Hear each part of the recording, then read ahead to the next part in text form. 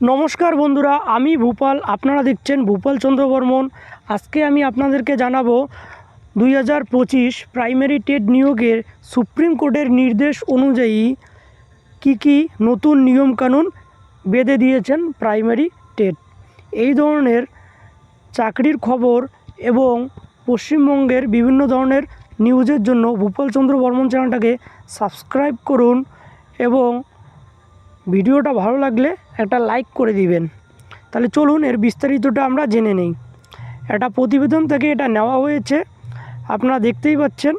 এখানে লেখা আছে, রাজ্যের সমস্ত প্রাথমিক এবং উচ্চ প্রাথমিক শিক্ষককে টেট পাস করতে হবে। সম্প্রতি এরকমই কড়া নির্দেশ দিয়েছে সুপ্রিম কোর্ট। সর্বোচ্চ আদালতের নির্দেশ মতো জেলা প্রাথমিক শিক্ষা সংসদগুলিকে ইতিমধ্যে চিঠিও দেওয়া হয়েছে পশ্চিমবঙ্গ প্রাথমিক শিক্ষা পর্ষদের তরফে।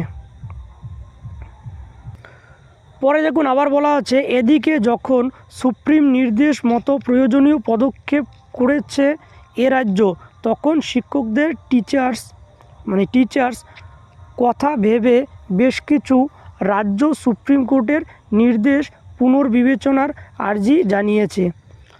তাহলে এ রাজ্যে এখনও কেন কোনো পদক্ষেপ করল না, প্রশ্ন তুলেছেন শিক্ষকদের একাংশ।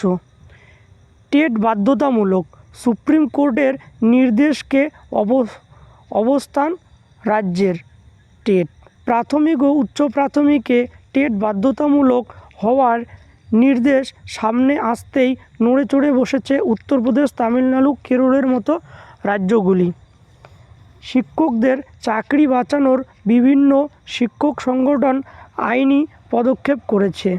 ইতিমধ্যে প্রধানমন্ত্রী ও কেন্দ্রীয় শিক্ষামন্ত্রীকে চিঠিও দিয়েছে নানা রাজ্যের শিক্ষক সংগঠনগুলি।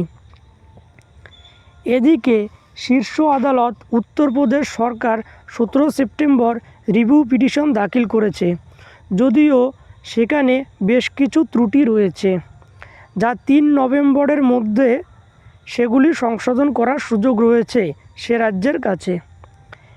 একাধিক রাজ্য পদক্ষেপ করতে শুরু করলেও টেট ইস্যুতে এখনও চুপ পশ্চিমবঙ্গ সরকার।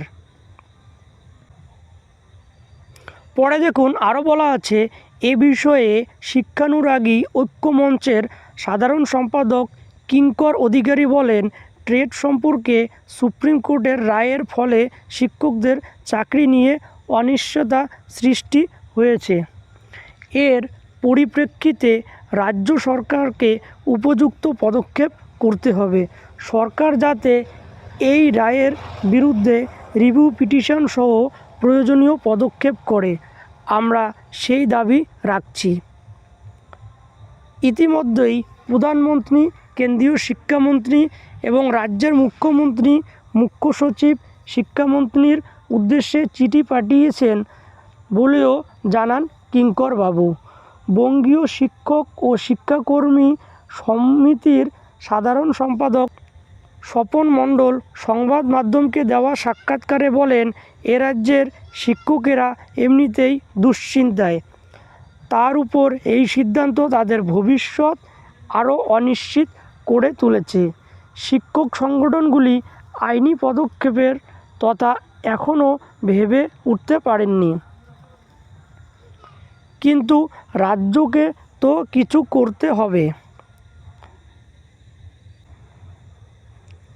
পরে আরও তিনি বলেন, এ বিষয় নিয়ে দ্রুত অর্ডিন্যান্স জারি করে দেশের প্রায় 40 লক্ষ শিক্ষককে স্বস্তি দেওয়ার দাবি জানিয়ে আমরা শুক্রবার মাননীয় প্রধানমন্ত্রীকে চিঠি দিয়েছি। রাজ্য তরফে এখনও কোনো পদক্ষেপ না করা হলেও শিক্ষামন্ত্রী ব্রাত্য বসু বলেন, আমরা ভাবনা চিন্তা করছি।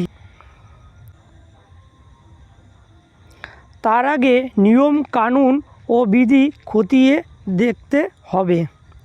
তাহলে এটাই সুপ্রিম কোর্টের নির্দেশ অনুযায়ী রাজ্য সরকার কী করবেন সেটা এখনও ভেবে দেখছেন। ভিডিওটা ভালো লাগলে অবশ্যই চ্যানেলটাকে সাবস্ক্রাইব করে ভিডিওটাতে লাইক দিয়ে দেবেন। আর এরকম রাজ্যের এবং চাকরি পরিস্থিতির খবর পাওয়ার জন্য আমার ভূপাল চন্দ্র বর্মন চ্যানেলটাকে অবশ্যই সাবস্ক্রাইব করে দেবেন।